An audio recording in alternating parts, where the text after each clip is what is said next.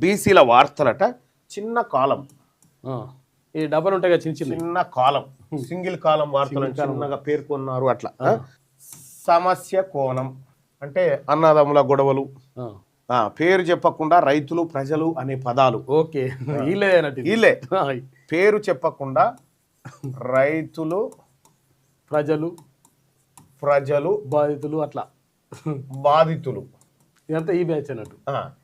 ఇవి బీసీలకు సంబంధించినటువంటి వార్తలు. ఈ అగ్రకులాలకు సంబంధించినటువంటి వార్తలు. ప్రధాన హెడ్లైన్ పెద్ద ఫోటోలు వేస్తారు. పెద్ద ఫోటోలు అలిగిన పెద్ద ఫోటోనే, నవ్విన పెద్ద ఫోటోనే. ఈడనే రైతులు ప్రజలు బాధితులు గుంపు. ఈడనే స్పెసిఫిక్ సీఎం, మంత్రులు, పార్టీ నేతలు, అంతే. ఇవి అగ్రకులాలకు సంబంధించినటువంటి. సో ఇవి దాదాపు 78% వార్తలు ఇగో ఈ సార్లే.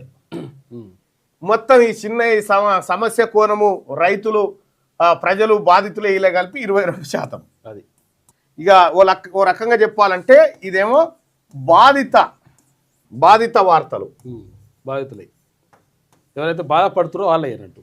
ఇది నిర్ణయాధికారుల వార్తలు, పాలితుల వార్తలు అన్నట్టు. ఇవి పాలకులవి నిర్ణయాధికార వార్తలు. ఎవరు నిర్ణయిస్తారో వాళ్ళు లెక్క. ఇక ఇది మన పత్రికల కథ. ఇక ఫస్ట్ పేజీలో ఉన్న బీసీ వార్తల సంగతి ఏంది, దాన్ని విశ్లేషించమని అడిగితే ఇది ఏం చెప్పింది, క్లోజ్గా పెట్టు. లేవు, దాదాపుగా లేవని చెప్పింది.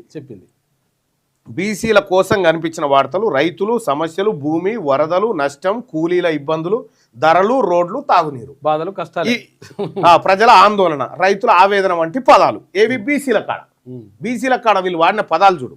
ఇవి బీసీల కోసం ఈ పత్రికలు ఇలా రాసుకొచ్చినటువంటి ఫస్ట్ పేజీలో లేని అత్యంత కీలకమైనటువంటి అంశాలను కొద్దిగా క్లోజ్గా చూడు. బీసీ నేతల రాజకీయ నిర్ణయాలు లేవు.